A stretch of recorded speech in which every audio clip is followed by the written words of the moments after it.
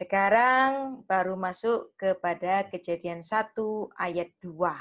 Kita baru belajar tentang Kejadian 1 ayat 1, yang dimana saat itu Musa sedang bicara tentang kerangka umum dari penciptaan itu. Pada mulanya, Allah menciptakan langit dan bumi. Ini kan kerangka umum kan? Ya, kerangka umum. Setelah kerangka umum ini dia utarakan, nah, kerangka umum itu termasuk juga dasar dari sisi monoteisme tadi, genealogy of monoteisme, ya. Anda bisa menerima itu. Baru kemudian dia bicara tentang detail dari penciptaan itu. Dimulai dari mana? Dimulai dari Kejadian 1 ayat 2. Ya. Ve'haaretz. Nah, pertama dia tadi bicara tentang kerangka umum. Allah menciptakan langit dan bumi. Sudah menciptakan langit dan bumi. Nah, bumi ini ya. Ve'haaretz hayetah tohu fafuhu. Bumi ini masih belum berbentuk. Ya. Tohu fafuhu. Dan kosong. Tohu fafuhu. Masih kacau nih. Gitu. Vechoshech. Dan kegelapan alpenei tehom. Tehom itu apa? Samudra. Jadi ketika bumi ini belum sempurna, bumi ini isinya apa? Air. Air. Ya. Tehom, samudra. Ya. Oke, terus habis itu Veruah Elohim. Dan roh Allah, roh ya, Merachefetz. Nah, roh Allah ini dirujuk dengan nomina feminin. Merachefetz. Dia melayang-layang. Nah, kata melayang-layang ini menjadi satu terjemahan yang kontroversial. Nah, Alkitab LAI itu disalah-salahin. Emangnya Allah itu burung? Kok diterjemahkan dengan melayang-layang? Salah-salahin sama terjemahan yang baru-baru itu. Nah, apakah terjemahan LAI ini salah? Nah, kita akan buktikan ya. Salah apa betul nih? Gitu. Nah, Merachefetz, ya, melayang-layang. Nah, yang diterjemahkan melayang-layang itu Merachefetz. Merachefetz. Nah, kata et di sini itu merujuk bahwa roh bisa diterjemahin mengerami nggak, Bu? Maaf? Sorry? Melayang-layang itu bisa diterjemahkan mengerami nggak? Lah, itu nanti. Ya, nanti kita buktikan. Yang betul mengerami ataukah melayang-layang. Nah, LAI kan pakai kata melayang kan? Melayang-layang kayak sedang apa kan gitu. Nah, terjemahan yang baru seperti terjemahan IMB atau terjemahan ILT ya yang pakai Yahweh itu menggunakan mengerami kan? Terus kemudian mereka mengatakan yang betul ini LAI salah gitu kan? Ya. Oke. Kita akan buktikan nanti yang mana yang betul. Ya, LAI ataukah terjemahannya mereka gitu kan? Alpenei di atas wajah dari apa? Hamaim, air. Wow. Jadi Anda lihat di sini. Jadi bumi itu awalnya apa? Isinya? Air. Air. Air ya? Oke. Nah, itu ada di buku saya halaman 111 112. Nah, itu bicara tentang tohu fafuhu. Nah, tohu fafuhu itu tidak berbentuk, tidak beraturan. Nah, sekarang saya tanya, apakah Allah menciptakan ketidakberaturan dalam hal ini. Tuhu wafuhu. Berarti Allah menciptakan kekacauan dong, gitu. Apakah bisa kita terjemahkan seperti ini? Enggak, ya. Allah tidak menciptakan kekacauan karena segala yang diciptakan Allah dalam 6 hari penciptaan itu Tuhan menutupnya dengan apa? Tov me'ot. Sungguh amat baik. Sungguh amat baik. Berarti Tuhan tidak menciptakan kekacauan. Tapi kalau begitu apa artinya? Tohu fafuhu. Bumi kosong, tidak berbentuk, masih kacau. Apa artinya? Itu seperti Anda bayangkan Anda itu chef. Ya, Anda sedang ingin buat roti.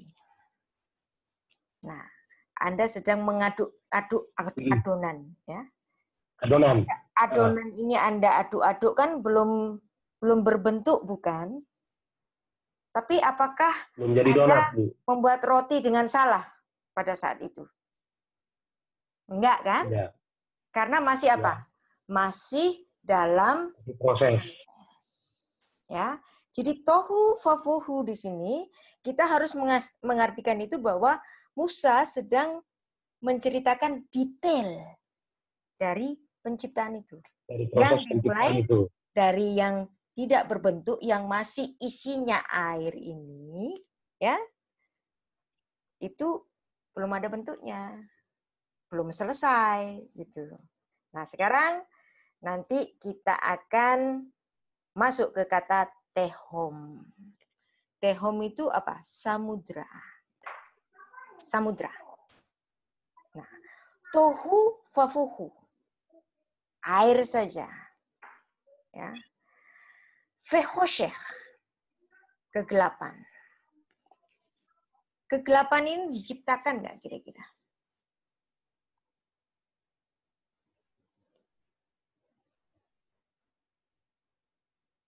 Kegelapan ini adalah satu keadaan yang dimana kosong dan tidak adanya terang.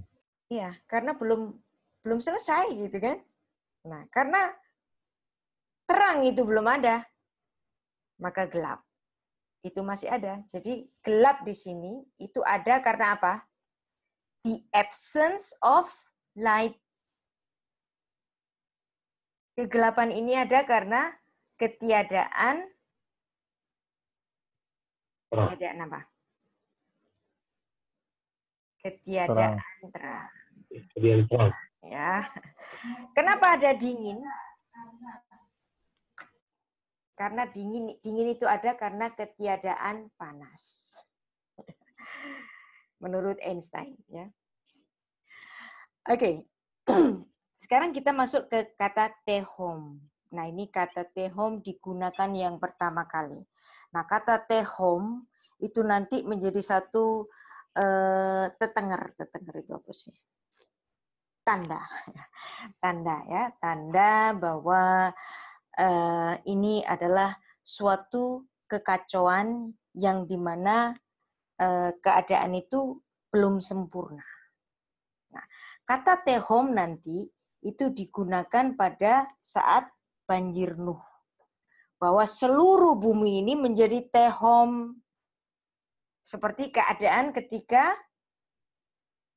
khosyekh ini. Proses penciptaan itu. Ya. Jadi nanti kita akan belajar pada saat ini Nuh itu ditetapkan oleh Allah sebagai Adam yang baru. Dia memulai dengan apa lagi? Sama, tehom. Ya, menutup semua dengan air. Luar biasa. Ya. Kata yang sama digunakan oleh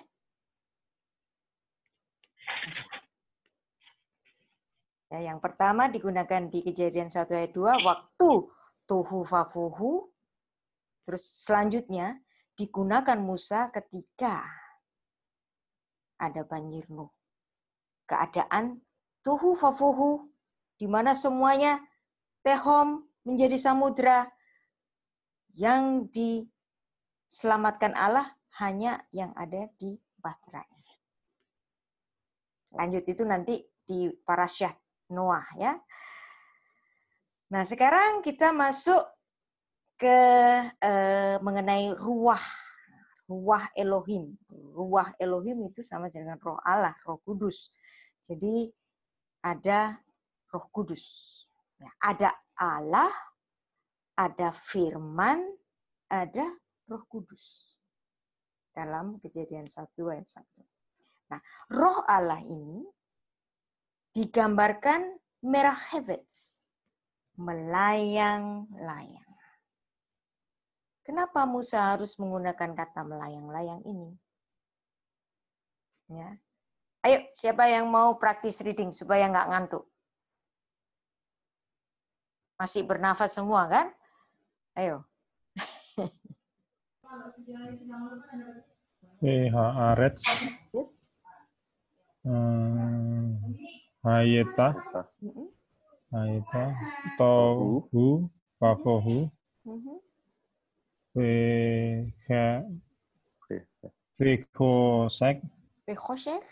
Vekosek, Alvene, Tehom, Veruah, Hakot, Elohim, Merah Kefet, Alvini, Hamayim. Oke, good. Terima kasih. Jadi tombol ngantuk ya. Nah, roh Allah merah hevetz. Nah, seperti tadi, Bapak tadi yang betul yang mana? Melayang-layang atau mengeram? LAI menerjemahkan merah hevetz itu dengan melayang-layang. King James menerjemahkan dengan move. Terus Jewish itu menerjemahkan dengan hover. Hover itu moving around, ya, hovers, bergerak-gerak. Ya. Dan bahasa Indonesia saya suka ketika kata merah hevetz ini diterjemahkan dengan melayang-layang. Jadi bukan melayang saja, tetapi melayang-layang. Kata melayang itu aktif. Tapi kalau melayang-layang itu maksudnya aktif intensif. Dan demikianlah naskah Ibraninya. Roh Allah melayang-layang di atas permukaan air. Merah hevetz. Merah hevetz ya. Nah, IMB ya. Indonesia Modern Bible. Jadi terjemahan dari gereja YHS itu. Jadi dia menerjemahkan kata merah hevetz dengan mengeram. Terus kemudian ILT menerjemahkan dengan melingkup. Ya, Anda beda kan di sini? Di sini aktif intensif. Yang di sini apa? Aktif intensif enggak? Kalau diterjemahkan dengan mengeram. Enggak, Bu. Apa? Statis. Iya, statis, diam. Diam ya. Terus kalau ILT ya, ILT ini terjemahan baru juga dari kalangan orang Yahweh. Itu menerjemahkan merah hevetz itu dengan melingkup. Melingkup itu aktif intensif enggak? Melingkup. Enggak, Bu. Apa? Statis juga. Ya? Iya, statis juga. Nah, sekarang ILT yang edisi 2008. Dia mengoreksi kata melingkup tadi dengan bergetar melingkup. Jadi roh Allah bergetar melingkup. Jadi kenapa? Roh Allahnya apa? Buyuten. Bergetar gitu ya. Nah, kemudian ILT 2014 itu menerjemahkan dengan mengeram. Ini ILT ini setiap tahun merevisi. Merevisi ya. Ya makanya saya bilang ini satu kata ini rupanya sesuatu banget gitu sampai direvisi berapa kali ini. Ya kan? Bahasa LAI, bahasa Indonesia dari LAI tetap melayang-layang. Yang lain diganti-ganti, mengeram, melingkup, bergetar melingkup. Terus kemudian ILT 2014 mengeram. Dan ini terjemahan ini diikuti oleh IMB tadi, mengeram. Jadi apa? Statis. Padahal yang sebenarnya kata merachevets itu adalah satu verba yang binyannya itu adalah PL. PL itu mood dalam bahasa Ibrani itu adalah aktif intensif. Jadi kalau merachevets itu adalah kata yang aktif intensif. Yang mana terjemahan yang paling baik? Melayang-layang. Melayang-layang. Ya, karena LAI itu tidak hanya menerjemahkan dengan melayang, tapi melayang-layang, aktif, intensif, betul-betul. Jadi saya bilang terjemahan yang sering dihina-hina orang ini justru yang paling sempurna saya bilang. Ya? Setuju, Bu. Setuju ya? Oh. Jadi LAI ini nggak sembarangan, orangnya itu pada ahli semua sebenarnya, gitu kan. Merachevets itu adalah binyan PL aktif intensif yang berasal dari kata rachav. Rachav itu apa? Artinya to grow soft, ya, to hover. Kalau PL itu hover, bergerak-gerak. Nah, sekarang kita coba parsing ayat ini, ya. V'haaretz hayta tohu vavohu v'choshech al penei tehom v'ruach Elohim merachevets. Nah, merachevets, ia bergerak-gerak, ia melayang-layang. PL participle feminim. Bergerak-gerak, melayang-layang seperti kepak dari burung itu, pak pak pak pak pak pak. Jadi dia aktif intensif.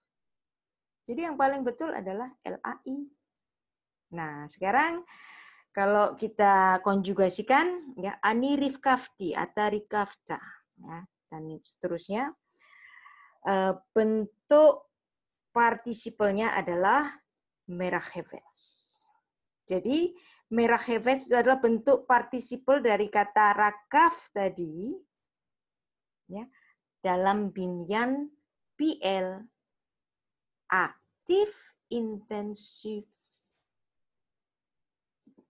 Dan kita akan buktikan lagi, ya. Nah, LAI bahasa Indonesia sehari-hari itu menulis kata merachevets tadi dengan bergerak. Masih ambigu. Bergerak-gerak mestinya baru betul, ya. Nah, NIV menulis hovering. Bagus, ya. Nah, American Standard Bible menerjemahkan dengan moving. Ya. Terus kabat. Nah, ini terjemahan dari orang Yahudi, dia menerjemahkan dengan hovering, sempurna. Ya. Jadi, kalau IMB tadi menerjemahkan dengan melingkup, ILT menerjemahkan dengan mengeram atau bergetar melingkup, mana yang paling sempurna? LAI, ya. Oke. Nah, sekarang ini adalah J.P. Green. J.P. Green itu adalah satu naskah yang dijadikan sumber dari ILT. Ini bukunya, J.P. Green. Jadi, The Interlineal Bible by J.P. Green.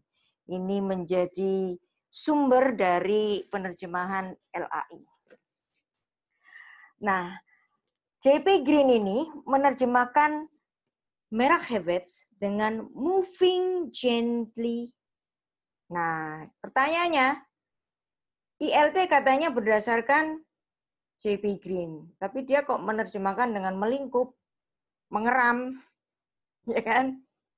Jadi mana yang betul? LAI ya. Dan juga sumber-sumber ini. Jadi terjemahan yang baru-baru itu malah kebenarannya diragukan, ya. Kumas. Ya, Kumas ini, Kumas. Kumas menerjemahkan merah Hewetz. Kebalik.